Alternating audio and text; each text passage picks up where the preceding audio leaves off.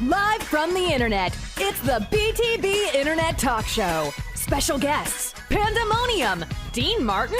If you've got the internet, you get a talk show. Here's your host, Mr. BTB himself, Scott Curtis.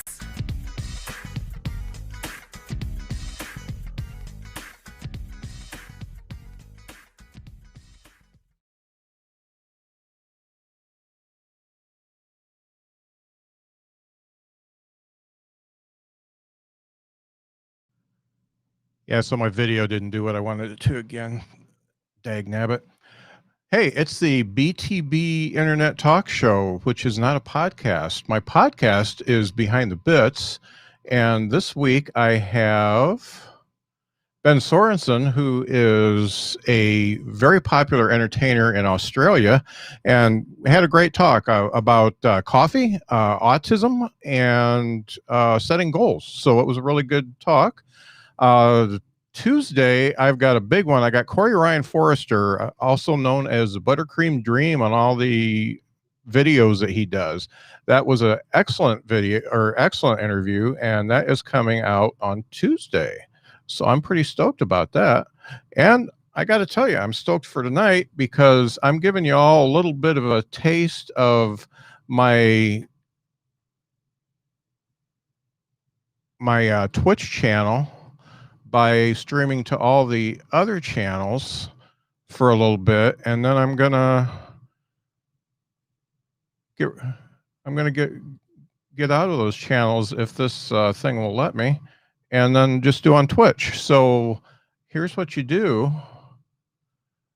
You need to get over to the Drinks, Jokes, and Storytelling Twitch channel. That is twitch.tv/drinks, jokes, the letter N, storytelling. And hit the follow button while you're there, darn it. Just hit that follow button, and you will enjoy all the programming they have, because right after me, golly, this is what I like to call must-see Twitch TV. And if you were a kid in the 80s, it was must-see TV for NBC because Thursday was a big night for them. But we got the BT Internet Talk Show from now until 8:30. And 8:30, John Poveromo comes up with Dystopia Tonight. And guess what? His special guest is Marina Sheets, and she's a singer-songwriter from the group Milo Green. So yeah, so that's going to be a good one. So he's on deck, getting ready to come in. And I think that's about all I've got to say, except for I'm glad to have a few people watching from different places. So that's cool. Make sure you get over to Twitch and watch on the Drinks, Jokes, and Storytelling channel, because that's where you need to be. Because I'm going to cut everything else off if this allows me to. But I've got guests. I've got at least 2 of the 3 guests that I was supposed to have. And really, that's all we need, isn't it? Let's see. Okay, my first guest is a research fellow at the University of Maryland, and she's a fish scientist who went to Harvard and Cambridge. She's also a stand-up comic and has 34 pet turtles. It's Riva Riley. Hi, Riva. How are you? Hey, I'm not bad. How are you? All right. How am I doing on the number of pet turtles? Is 34 in the vicinity? It's like, it could be more off. I've only got the 1 pet turtle, but she's got enough personality for at least 34 turtles. I understand where that came from. And how's the eyes? Are the eyes okay? Yes, her eye is getting much better. It was a skin shedding problem. Oh, really? Okay. I know, right? Turtles. But it's much better now. The eye drop regimen is pretty intense. And neither of us are enjoying it that much, but she's getting better, and I think we're bonding. Yeah, she was mad in that picture. I mean, she was so mad. Yeah. So. Yeah. But yeah, I'm glad to see you again. It's been a little while, and I'm glad to have you back on. Yeah, well, thanks for having me. And let's bring out my next guest. My close personal friend is host of Live from Detroit, the Jeff Dwoskin Show. That's on all the podcast apps, just like Behind the Bits, which is a podcast. This isn't a podcast. This is a talk show. It's not on any podcast apps, so you can't really call this a podcast. Can you, Riva? No. The talk show. The talk show, yes. Yeah, so Jeff has that Jeff Dwoskin show, live from Detroit, the Jeff Dwoskin show, which is fantastic. He's had a couple great guests lately that I'd like to talk to him about, including Alonzo Bowden. And he also is one of the hosts of Crossing the Streams, which is a live streamed thingy just like this. It's like a talk show, not a podcast, where he and his buddies and a guest talk about cool streaming media, like the Ozarks and stuff like that, all the good shows. And then he's also the genius behind hashtag Roundup on Twitter. I think he invented the hashtag. It's Jeff Dwoskin. Oh, hey, good to be here. Sorry. All right. Did I catch you eating again? Yeah, I was turtle soup, and which is awkward given I didn't realize it was instant though, so I'm not sure there's any real turtle in it. So, That's okay. I'm on headphones. She can't hear you. I won't need to get a turtle therapist. It's fine. Okay, excellent. Good to be here. What's up, everybody? It's great to have you. Thank you, Hi J Podcast. Harvard alone is oppressive, and the turtles are a bonus, and Cambridge too. And my buddy Matt, you have such a huge mic, it makes me feel inadequate. Well, Matt just hit like 200 billion downloads or something. Yeah, he's like a prolific podcaster who does 7 podcasts a day, and I don't know how he does it. It's a lot of podcasts. That's a lot. I'm just clicking stuff right now. All my graphics went into different places, and I'm a little frustrated. But hey, I don't care about that. This is the BTB Internet Talk Show, and we got stuff to talk about. First off, I want to talk to Riva about the comedy you've been doing. So you've been doing, I've seen your name on quite a few comedy flyers that pass through my little Facebook thingy. What have you been doing, and what are you going to be doing? Well, I've been doing Whoever Will Have Me. Very exacting in my standards. But yeah, it's been really good fun. So yeah, I've been doing, I did this great show over the weekend. It billed itself as a clean show, and then one comic accidentally told a sheep joke, if you know what I mean. But other than that, it was great. And that was really good fun. So yeah, I've been doing like a lot of the ones that are kind of around and really enjoying that. Coming up, I have just kind of a few of the standard like combination of open mics and small Zoom shows, but it keeps me busy. Yeah, you're very funny. I like you. Thanks. Jeff. Hey, what's up? I haven't done any gigs lately. I'm like, I know, but you're $50 gigs for COVID to catch COVID. I don't know. Yeah. Hard pass. I figure I come out ahead by not catching COVID. Yeah, I think you're doing well. I'm doing the same thing. I did get a couple offers, and which is unusual because I'm not that great of a comic. But I got a couple offers, so there you go. And I turned them down, of course. Oh, look at that. When you do the emojis on here, mine's 5 heart. So yeah, thank you for those experiences. Nice to see you again. Jeff, can you tell me about who you've talked to in the last 3 podcasts? Because they're all fantastic. Well, in the current podcast is Brett Ernst.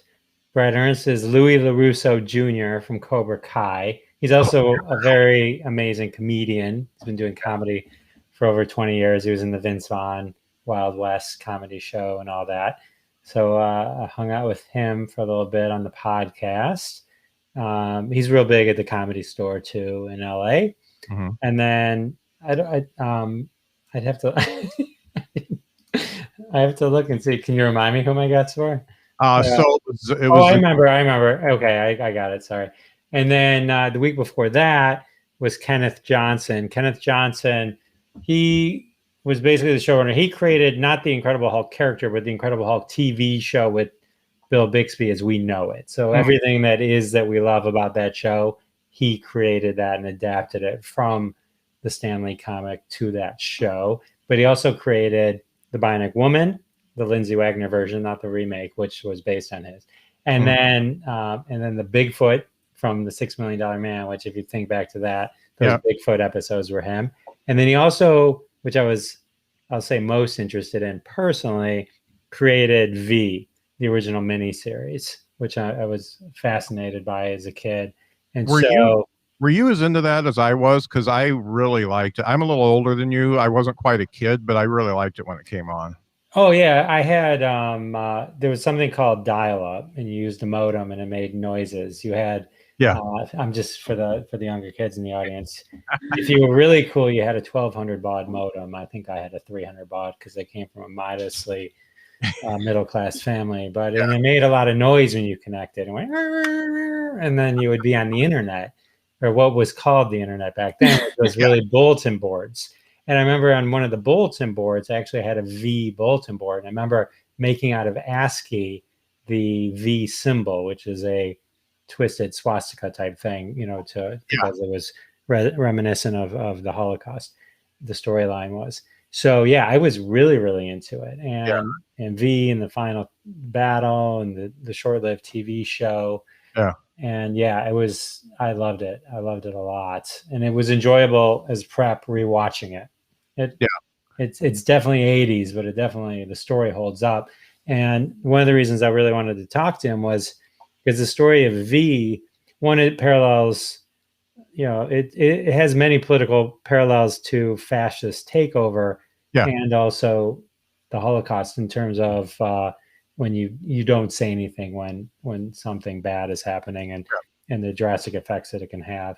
And so rewatching it, and I kind of said this to Kenny Johnson. He said I could call him Kenny twice during the thing, which was if you literally took this script and made it right now, this script, everyone would come at you, Kenny, saying, "We get it. You don't like Trump. This is a little too on the nose." But it aired in 1983. So it was like one of those things where it's like it's scary how much we haven't evolved. And how the same exact stories are as relevant today as they were and probably will continue to be, given the amount of people that still are okay with what has happened. And so, that was kind of a joy to kind of talk through that with him. Really. Yeah, that series was really groundbreaking, and I don't think we talk enough about it because it was huge. And I think a lot of it in 83, a lot of us didn't really recognize the allegorical stuff to concentration camps and stuff like that. I mean, well, us Jews did. It's pretty on the nose with the Holocaust stuff with the swastikas and the one main character, Abe, the older grandfather, was in the Holocaust. So he's the one kind of saying, hey, you gotta be careful. The patterns are repeating here. Yeah. And then the people just ignoring it. I mean, V is down to, in terms of details of the last 4 years, like the splitting up of families and families turning on each other. Mm. And I mean, even like the fake news. I mean, literally everything. Yeah. Science is fake. Don't believe science. I mean, literally everything this show has. If you watch, and when I say watch V the miniseries. Yeah. It was interesting watching it because I watched it straight through again. Watching it straight through both miniseries as an adult, you realize now as a kid, it didn't connect. I was just happy to have more V when I was a kid. But I was like, the second miniseries, the final battle, it isn't the same, or it wasn't as good. Mm-hmm. And as I dug deeper and realized he actually didn't write it, and they actually threw away the original concepts and just kind of put a different kind of bow on it. It was one of those cases where everyone told him, "Don't watch it. They ruined your baby," which is funny because it's just all over the internet today was Chris Nolan and everyone telling stories about how they told Zack Snyder, "Do not watch the Joss Whedon Justice League movie." And so it's interesting, like how these creatives get things taken away from each other and then are handed over to someone else, and the original visions are just destroyed. Yeah.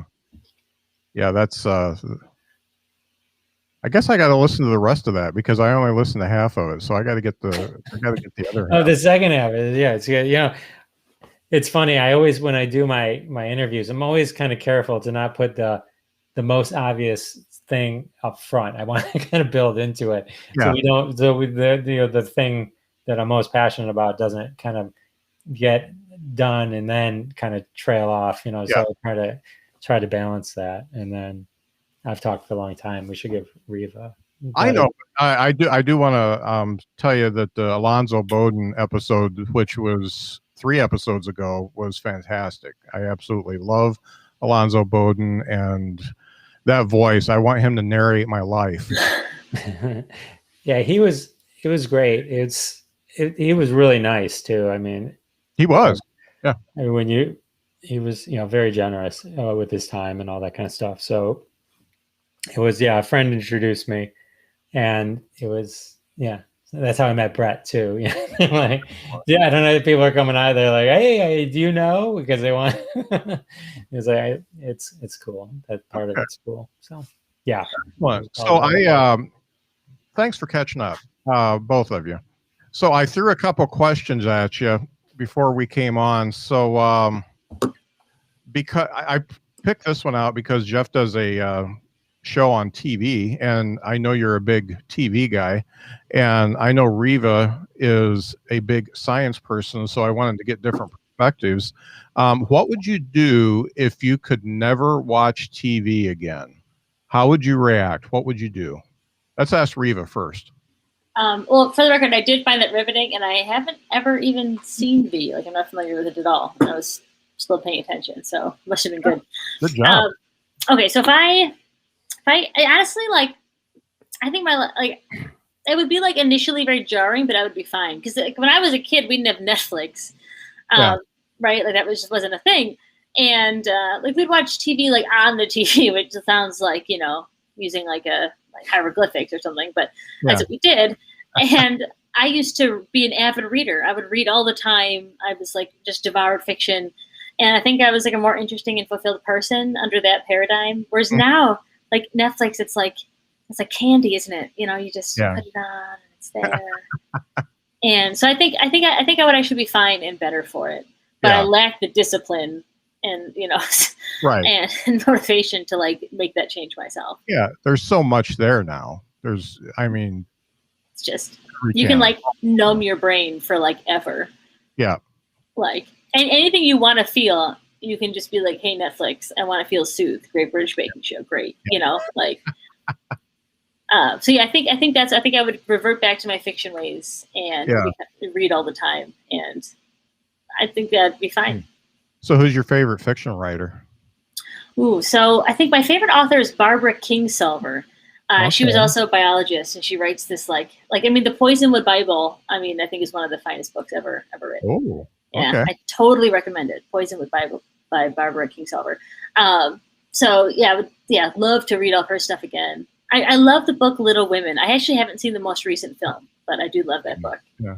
Even though like when I read it as an adult, I'm like, oh, this is preachy and obnoxious. Like the nostalgia is sufficient. Yeah. So yeah, I think I'd be all right. How about you? What would you do if you couldn't watch it? Well, I'm going to ask Jeff first. I'm going to go last. Jeff, what would you do if you could never watch TV again?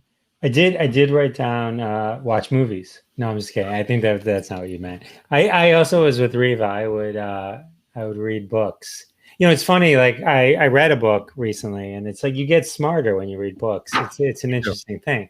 And so if I watched less TV and I read more books, I would be way smarter. But for some reason, I still watch a lot of TV because it doesn't feel like you're watching a lot of TV when you just watch it in chunks, But then when you think back and you're like, I watched 40 hours of TV. You know what I mean? Like I could have done a lot in that. I could have probably solved something. I probably could have, So, but I'm in the reading. I don't know if you're familiar with Seuss. That's a good one. Yeah, it's a good author. He's written some good books. Yeah, Seuss. And then that's heavy stuff. Yeah, it's good stuff. If you stack like 6 of the hardbacks together. Yeah, it's like, it's a good book I read recently about Berenstain Bears. They do a lot of crazy stuff. It's like, but it gives you ideas. It makes you think. Mm-hmm. I don't know. No, really. Just it gives you an idea. Last time I read a book. Do you read more fiction or nonfiction? If I read, it's a business book. For Okay. example, Donald Miller's Business Made Simple. Ah. Hashtag ad. No, I'm just kidding. I just made $500. I don't know how you do that. What TV show, this is for both of you, what TV show would you miss the most? That changes with time. I remember like at one point I wouldn't cut the cable because my only cut the cable options wouldn't have included AMC, which means I would have had to given up The Walking Dead. But that today that wouldn't be the case. That was at the time that was important. It's a harder question because like right now there's like I don't know if there's anything specific. Like there's the shows that I watch that I'm passionate about are like the one hit one, like WandaVision, but that's over in 2 weeks, that kind of, so. Do you have any shows, either one of you, that you watched the entire series multiple times through? Parks and Recreation. I think that's because it's so funny and it's like kind of like like optimistic, like in a way that doesn't feel too preachy. Like, and I love Parks and Rec. Yeah, my sisters and I watch that together a lot. Parks and Rec is one that I want to watch. I watched. The problem with Parks and Rec is the first half of the first season isn't great, and so I bet it's not bad, but it's just not it's not as good. It doesn't suck you in, and so I gave up on it, and then it became like this crazy classic. So I do have to go back and do it. The only two series that I've watched over and over and over and over and over again are, and let me explain, Friends, but only because that's been my wife's doing. That's the show we watch to go to bed. Okay. So I watched it originally, but it's on cycle. Like that's how she falls asleep. So we watch a couple of episodes of Friends, but the other one is Schitt's Creek. I've probably seen Schitt's Creek a few times, but in the same kind of way, just more casual, not hardcore. Yeah, it's worth it to watch Schitt's Creek through again, just to watch people in the background emoting to what people in the foreground are doing. They ham it up so much, and they're just laughing, and they're improving, so everybody's just cracking up. It's really cool. Well, Schitt's Creek's one of those shows you could watch it a second time and catch just as many jokes as you missed the first time that you caught the first time, and so. It's a brilliance. The show. It's funny when you rewatch it. The first season is jarring because the characters change so much. Yeah, and so by the time seasons like 2 through 5, 6 seasons, once you get through like 2 through 5 or whatever it is, and you go back to 1 after you've now been so invested in these characters and in their growth, 1 is jarring. Because it's like they go back to 0, and it's like it was a major. It's 0. I mean, it was like there was, So they were different people at the beginning, but that's what the show's about, them growing as people. So that's good. Yes, exactly. So it works. Let me chime in. If they took TV away from me, I would be like both of you. Would be a shock initially. Because my wife and I will binge watch something. It doesn't have to be good. We'll binge watch something, and on a weekend when we don't have anything else to do, and I would miss that. And what I would miss the most right now would be This Is Us, because the only way I can watch This Is Us is live on NBC on our antenna TV, laying in bed next to my boo. That's the only way you can watch This Is Us. So we can cry at the same time, so we can laugh at the same time. We can take a breath during the commercials, and then I'm okay. So that's the way we do that. It's a common experience. Like, My mom, This Is Us is the first American television show my mother has enjoyed since Ally McBeal. All right. She loves manipulated storytelling to evoke emotion. That's correct. Yes, you got it. I also like Dawson's Creek, so that's the type of weirdo I am. And I think the shows that I have watched over and over, I've watched X-Files, I think 3 times all the way through. And I've watched the first season of Twin Peaks, I think 3 times. And the second season, my wife and I got through it, most of them twice. And I didn't watch any of the Showtime stuff after the first one because it just freaked me out too much. So I haven't gone back to that. So that's what I'd miss. Oh, you know what other show I've watched purposely more than once? Arrested Development, but only seasons 1 through 3. Yeah. Those were, that's when it was good. Yeah, 4 and 5 were abominations. Yeah. I've seen Brooklyn Nine-Nine through more than once. I got it. I stopped watching it. I got to get back on it. Yeah, I went through like waves because when I was living in England, I couldn't access it over there, so I would like forget about it. And they'd be like, "Oh man, this is awesome." Right, and then Scrubs is great, and then Scrubs is great. Yeah. And then they Brooklyn Nine-Nine, where they canceled it and then brought it back, and I think they're canceling it now because I think partially I'm guessing because it's probably hard to do a cop show now. Yeah, but Brooklyn Nine-Nine is like an old school hilarious show. It really is so funny. The cast is like incredible. I didn't like it. You didn't like Brooklyn Nine-Nine? What didn't you like about it? I don't know. It was just too broad. It didn't work for me. And I like broad humor. By the way, the guy who said Scrubs, that is my son, and he has probably watched Scrubs 6 or 7 times through. Is he allowed to have rockets in his like username? Is that okay? Yeah, I guess. Scrubs is a great. Those 2 characters, JD and Turk is 2 of the greatest characters, and like but the whole show, their attempt to save it at the end when everyone started leaving.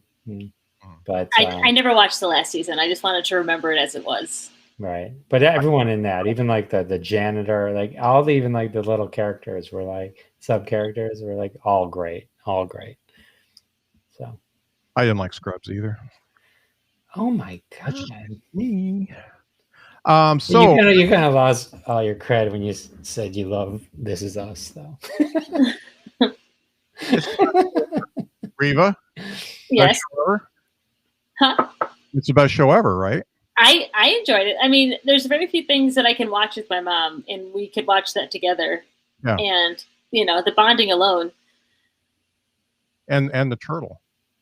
The turtle will watch it with me too. It's the turtle. Anyway, I'll get to that later. But yeah, the turtle watches TV with me a lot because of the way the take is. Yeah. You know what show, if you love turtles, you might like Atypical because there's a turtle star. I tried Atypical and I didn't get into it. It's great. Is it actually good? Season 2 and 3. I'm sure Scott would hate it, but season 2 and 3 were I love season 1 and 2 and 3 were better. I just can't get any better. Yeah. So the problem with turtles in TV is that there's often violence against turtles, and I'm just too fragile for that. Like with the pandemic and everything, I can't handle it. Yeah. So if anything bad happens to the turtles, I would. No. The turtle is like it's emotional support. I mean. Okay. That's what my turtle is. Yeah, it's an emotional support turtle. So I think it shows turtles in the best of lights. Okay, great. That's good to know. I'll try it again. Okay. Movies. If you could only watch 3 movies for the rest of your life, what would they be? So we each do one and go around? Yeah, let's go around, Jeff. I think one I kind of picked movies in different genres. So the first one I picked was Raiders of the Lost Ark. Okay. Yeah. I just love that movie. That's Riva? just I've only seen Raiders of the Lost Ark once, but I was really unimpressed that he left his girlfriend with the Nazis. But anyway, I saw this question and I thought that if I thought about it more, it would occur to me. But if I'm going to be honest, Finding Nemo is definitely one because it's the pinnacle of fish humor. That is. Oh, the best line in that. My favorite line is that when she's like, Dory's like, escape. Yes, I mean that's every time it brings me fresh joy. So I think Finding Nemo. Are Nemo you of age that you were a kid, a little kid when Rugrats was on? Yes. Okay. Yes. They're bringing that back. Yeah, but it's like, is that, did I see a picture and it's like 3D animated? It's a different animation, so yeah, Okay. it's not the same thing. But I Okay. don't know why that just popped up, because my kids were just Rugrats freaks, so Rugrats was on all the time. Jeff, what's your other movie? Did you do one? I'll do one. Apocalypse Now. Oh, okay, that's deep. My second one is Wizard of Oz. Wow. Yeah. Do you do the Pink Floyd album? I did try that once, and it does match up pretty well, to be honest. Did you? Yeah. I always liked Wizard of Oz, but I haven't watched it for so many years. It's like the greatest buddy movie ever made. Yeah, it is. Yeah. I haven't seen it in a long time. And the whole story with Buddy Ebsen and the paint totally messing him up is riveting. So then he became Ted Clampett. It's true. Yeah. It's a dark history, doesn't it? Yeah, it does. Riva, what's your other movie? Okay, so my mother's Indian, which I mentioned because I look like this. So I grew up watching Bollywood. So one of my movies is a Bollywood film. So there's a classic of sort of modern Bollywood. It came out in the mid-90s. Its full name is Dilwale Dulhaniya Le Jayenge, but it's frequently abbreviated DDLJ. It is the longest running movie in Indian cinema. And I think as a cultural artifact, it is truly fascinating. And I'm like very nostalgic. I don't actually know Hindi, but I can sing the songs and stuff. So that'd be on my list. Very good. Yeah, not well, but like, I'll have to make note of that and put that on my list. So my next movie would be Cool Hand Luke, my favorite movie ever. Paul Newman. I mean, lots of great guest stars in there. Jeff, help me. George Kennedy won an Oscar, Best Supporting. I don't think I've ever seen. Oh, really? I'm embarrassed to say. The dude who played the drunk guy in Hoosiers, what's his name? I don't know. The coach's friend. I don't know. The coach was Gene Hackman. I don't know. Yeah. Gene Hackman was coach, and then he was a nutty guy. He was he did that help me, people who are watching, that movie that had Jack Nicholson and Peter Fonda in it. Easy Rider. Easy Rider. So he's the other guy. He's the third guy. This is going to bug me. If only we had the internet. Cool Hand Luke is my favorite movie ever, and it also had Strother Martin. He's the one that said, "What we have here is failure to communicate." Is that from that movie? Yeah. Nice. And yeah, there's Strother Martin. Dennis Hopper. That's Dennis Hopper. God, I couldn't think of that name, but he had a small role, but it was one of his first roles, so he was in that movie. So I love that movie because it's Cool Hand Luke, and it's got a sad ending and all that kind of stuff, but it's a really cool thing. He eats 50 hard-boiled eggs and gets put in a hole so many times. I highly recommend it. What's your third movie, Jeff? I'm gonna check that out. It's really good. My third movie is Elf with Will Ferrell. Elf. Okay. Why? Elf is the greatest movie ever. It's not even just because it's a holiday movie, because I'm Jewish and it's a Christmas movie, even though it's made by Jews. But I'm a human raised by humans.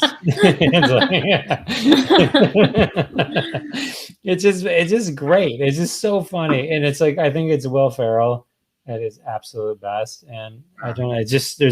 We watch it as a family every year, and I just find it so enjoyable. It's just an enjoyable movie. It's a good extension of The Godfather too. I think they call it Godfather 4. Yeah, Sonny's Return. Yeah. What's your third one, Riva? Oh, actually, I feel better about my third one because I was thinking about lying. Better. And because I was gonna say something dignified like The Godfather, because that's the only movie I've ever like had like in a cinematic studies kind of like intellectual way. But the truth is that my third one would be Airplane. Oh, no. Good. Yeah. Love Airplane. When I was working in Scotland, we used to have mandatory pub time at 4 p.m. on Fridays because our professor needed to go pick up his children at 5. And after a pint, then I got really excited about Airplane, and my British friends hadn't seen it. I was like, guys, you have to see it. It's like the foundation of modern comedy.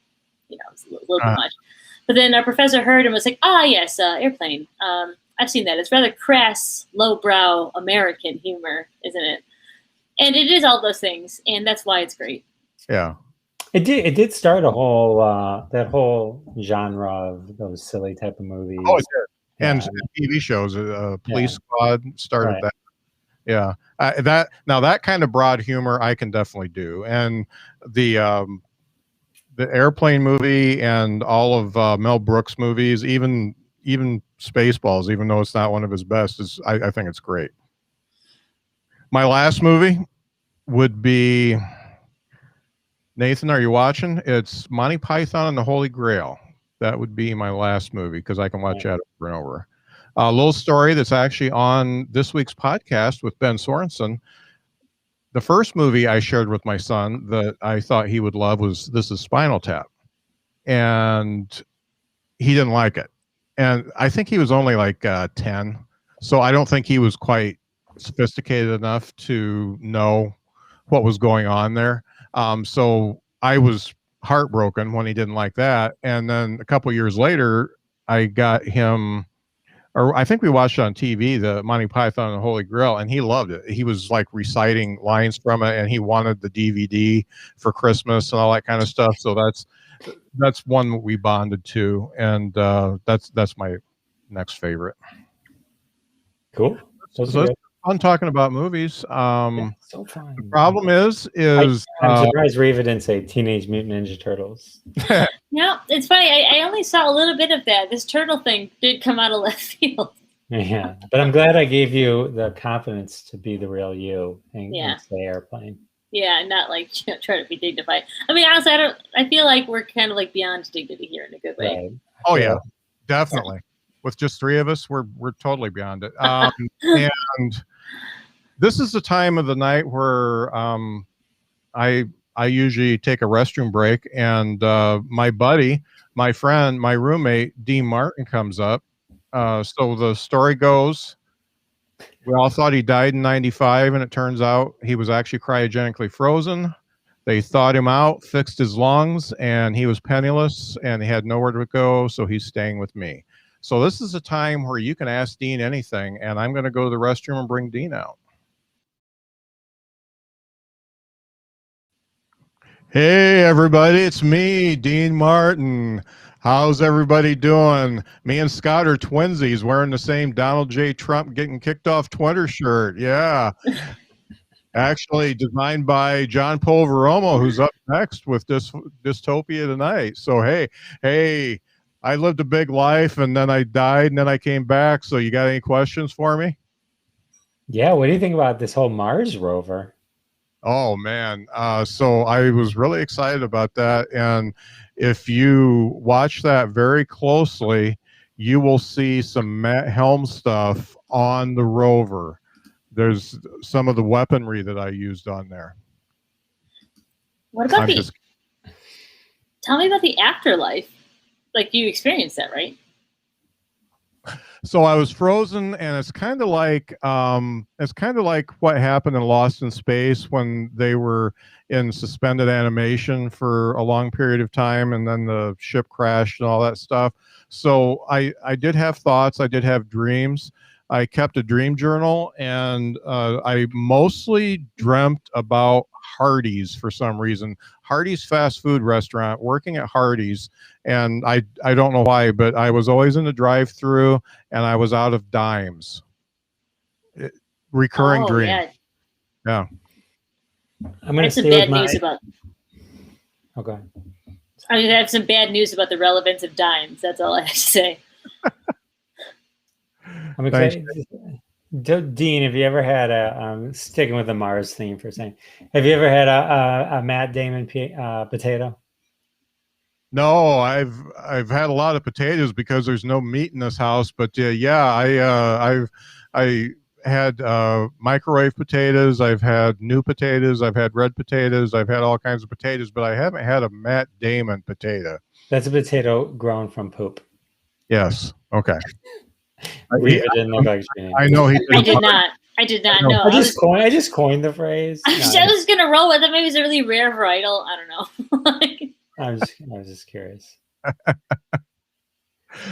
So, any more questions? Yeah, I do. Well, I do. I'm interested in your take on Bridgerton and specifically the steamy sex scenes. Have you seen them? I have not seen Bridgerton. However, my roommate Scott, his what does he call her? His shorty. His shorty's watching that off and on, and his daughter's watching it too. But I haven't caught that. I'm watching a lot of Ocean's 11. It's a good movie. Yeah, sex scenes in Bridgerton are not only like really explicit, but deeply weird as well. You know, I didn't see sex scenes, but I saw some scenes, and it doesn't seem like they're really true to the time period. No.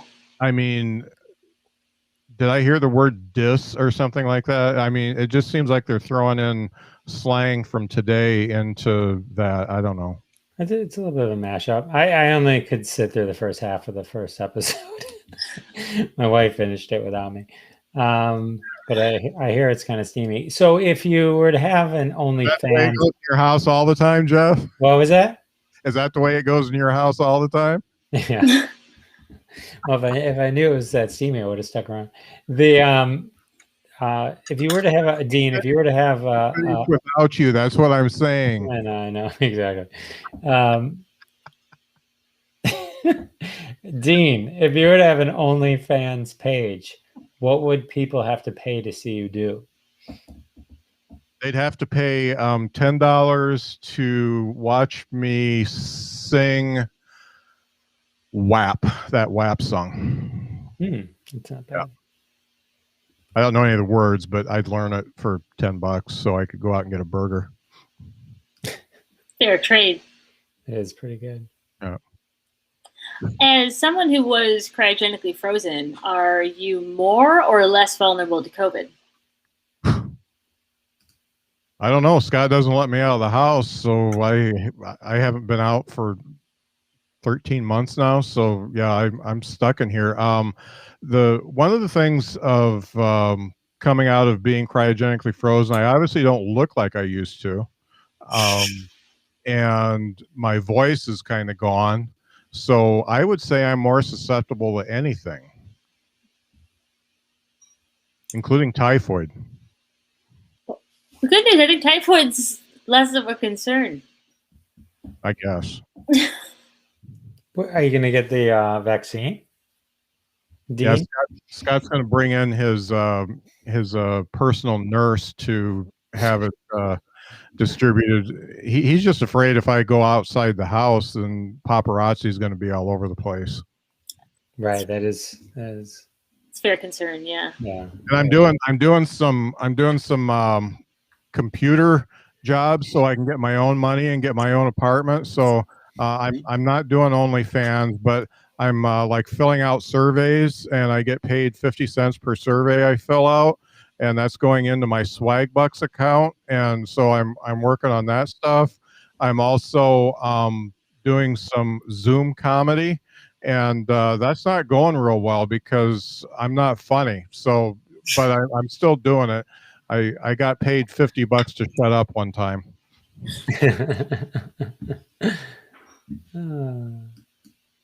Well, thanks, Dean, for coming by. I'm bringing the energy down. Everybody loves somebody sometime. So let's take me away. Scott's back. Can you sing the Love Boat theme as Dean Martin or as yourself? Love Boat is On the ocean tonight, the Love Boat with Gavin McLeod and Ted Lang and Doc and all the other people. It's Ted Lange. I think that's Lange? Okay. Yeah. Yeah, he does have an E at the end, doesn't he? I think I hung out with him in Vegas one time. Oh yeah. Yeah, we were playing Baccarat. Oh, that's cool. Yeah. So I'm tired, and Scott is done using the restroom, so I'm out of here. Hey, was Dean okay? He seemed grumpy. He was okay. He was all right. Yeah. He wasn't too bad. Yeah. I'm grumpy, so I'm sure he was probably a little grumpy, but Probably had one too many Matt Damon potatoes. yeah, no. Takes it out of you being reanimated. So this is the part of the show that I like to call "What's on Your Mind," where you can say anything, whatever you want to talk about. Let's go to Riva first, because I went to Jeff first last time. Riva, what's on your mind? Well, I've been talking a lot. My turtle is always on my mind. It's kind of like a background thought. And the story of how I got my turtle was that my grandma died, and my dad convinced my mom to get a turtle. And then when they sold their house, they tricked me into taking her. So I basically live with my father's grief turtle. So I've been thinking about my dad a lot, given that I, live with that constant reminder. So I thought I would actually talk about some of the family baggage I got from my dad. Just get that off my chest. So for the most part, my dad's like a really happy, well-adjusted guy, but everyone on my dad's side of the family is prone to ingrown toenails. And a lot of family members, like including my dad, had to have a small surgery to correct their big toenails. And then they were totally fine and lived normal lives. But like my dad somehow like internalized this really intense toenail related like dysmorphia. And then he decided to have children, and we were all like nail pickers. Like, that's just what happened. And that was really unfortunate.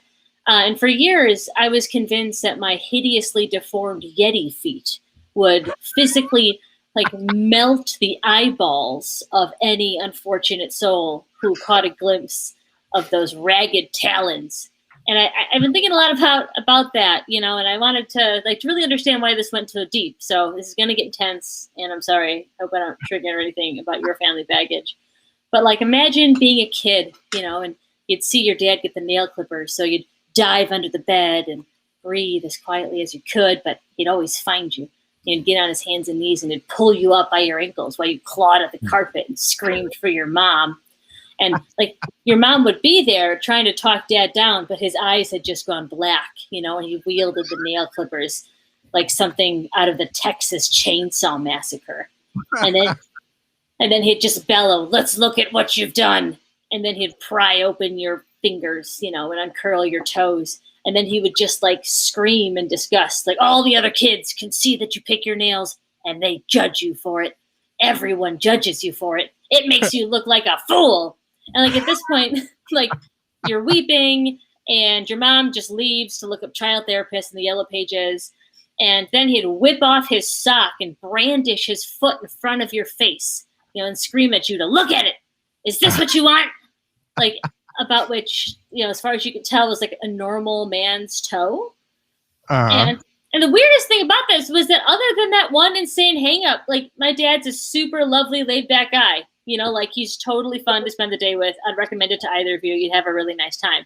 But like he's just really convinced that this ingrown toenail operation has turned his feet into like just an unspeakable abomination, and not just like having slightly smaller toenails on his big toe. Like, it's such a cosmic tragedy that we all picked our nails. Like, we didn't smoke or drink or shoplift, but it would have been easier for us if those had been our vices. Like, I remember being 17, like months away from legal adulthood, and having a mildly infected ingrown toenail, and like confessing to my mom while sobbing, and she was like, "It's okay. Don't worry. Dad never needs to know." And like fast forward several years, both my sisters had to get the toenail surgery, which again is like no big deal. It's outpatient, doesn't affect your life at all. They did it in their 20s, and they hid it from dad, even though they were adults. And it's weird because we have such an open, honest relationship with our dad about everything else. Like, we'd have been more willing to tell him about getting an abortion. Like, but This toenail thing, absolutely not. So yeah, I think I've been thinking about that a lot because everything else about my dad, all the other funny stories I have about my dad are really charming. Yeah. Like when I was a teenager, he called me into the kitchen with the rest of my siblings already assembled. So he had like a planned event for this. And the whole purpose of this assembly was to inform us of his personal system for assessing the danger level of various birds. And we're in the suburbs of Chicago. And he had the whole thing planned. He pulled this unshelled walnut out of his pocket and was like, all right, kids, to tell if a bird is dangerous, you see if it can crack a walnut. And if it can crack a walnut, watch yourself. An important exception is the ostrich, and we're still in the American Midwest. Yeah. They distract you with their pinchy beaks. And then when you least expect it, they kick your heart right through your chest. And like I'm smiling, but he was not smiling. He was like, it's like the same tone of voice that he gave me, like the drugs talk. Like that's the level of intensity. So yeah, like I don't know. Like I asked my dad, why he felt the need to develop the walnut test, and he told us this story I still think about. That was many years ago. He said, I was killing time on a work trip in a zoo in Kentucky. And because this was Kentucky's in the 80s, there really wasn't that many cages, and most of the animals were loose. I remember that detail very vividly. And he watched this jackass go up to this strange and beautiful bird. And he said it was bright blue and calm as the ocean on a postcard. And then the jackass started yanking on its tail feathers. And in a flash, the bird sliced that man's cheek open to the bone. My dad, never forgot it. Birds are not what they seem. And he didn't even blame the bird for self-defense. Like, he's a lawyer, and he wrote a letter to the zoo on legal letterhead of the bird's defense. Oh, wow. I know, right? Like, what a good guy. But he just couldn't let his children navigate the world without that avian knowledge. So I've been thinking a lot about those quirks from my dad, I think because I live with his grief turtle and have come to love her as much as I've ever loved anything. I'm fine. The pandemic is fine. Yeah. So that's what's on my mind. I like your dad. Side story. The first house that my wife and I were in had all these beautiful built-in cabinets in between the dining room and the living room, and I broke my left toe on the protruding cabinetry probably 20 times in 2 years, and I never did anything about it. One time it was at a complete right angle to my foot, and we went to the hospital and it started going back into place on its own. And I tried to leave, and the doctor came out and he x-rayed me and said, you're in big trouble here.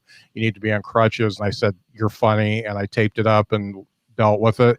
And now I have severe neuropathy in that foot, and that foot's completely mangled. So yeah, that's one of the things you go through when you don't take care of yourself. So.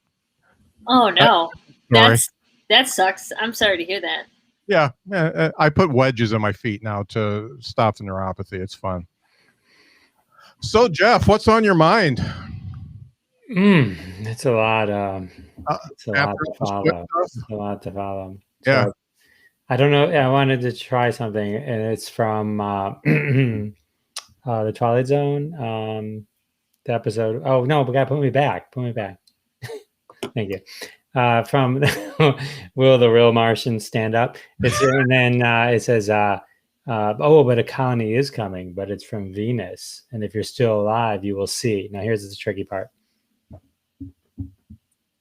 Is the eye on my forehead? It's a little yeah, it is. Yeah. Okay, yeah. You'll see just how much we do. Anyway, that's the scene from the Twilight Zone where the big reveal, the big reveal.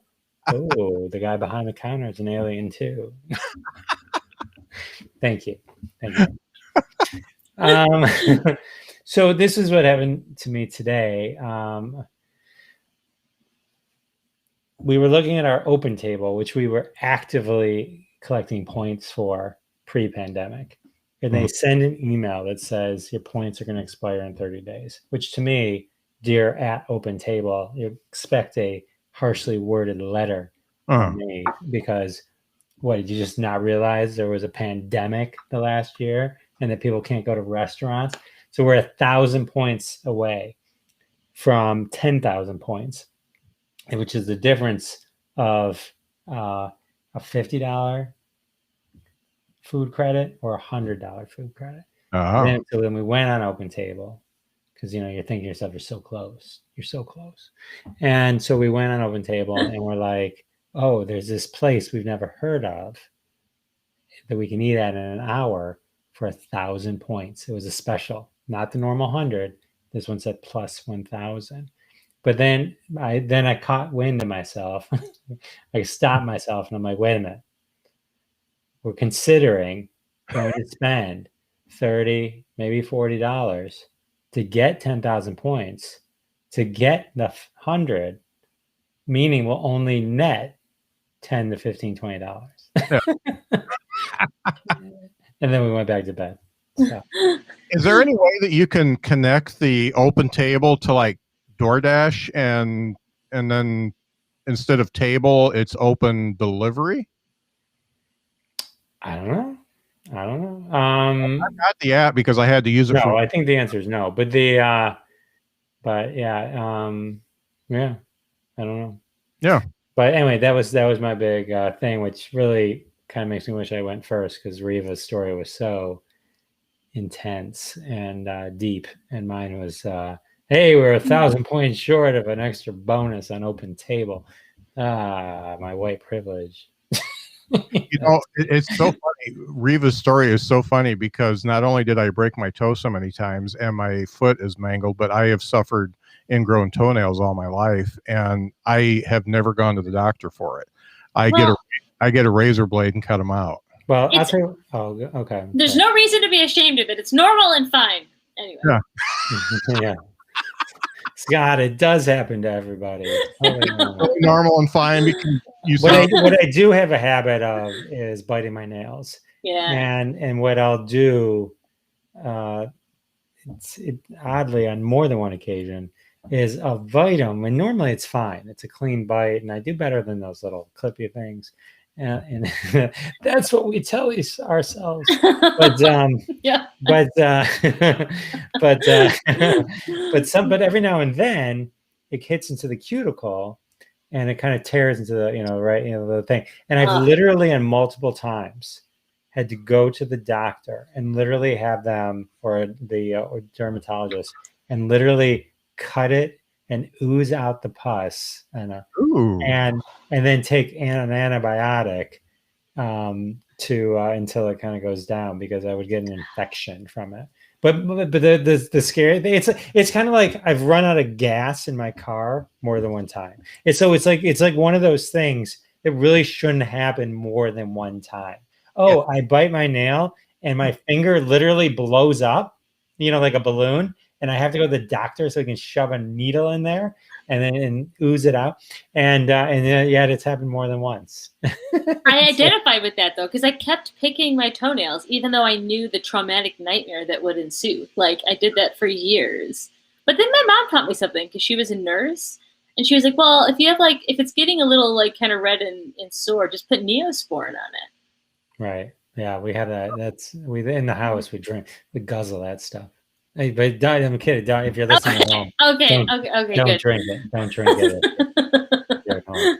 Yeah, right. or that hydrochloric stuff or whatever that you. I hate to stop this fun, but it's almost time for Dystopia Tonight with my close personal friend John Poveromo and his special guest Marlena Sheets. I want to thank Riva Riley for being here tonight. I want to thank Jeff Dwoskin and the Live from Detroit. It's the Jeff Dwoskin Show. Fantastic podcast. It's one I never miss.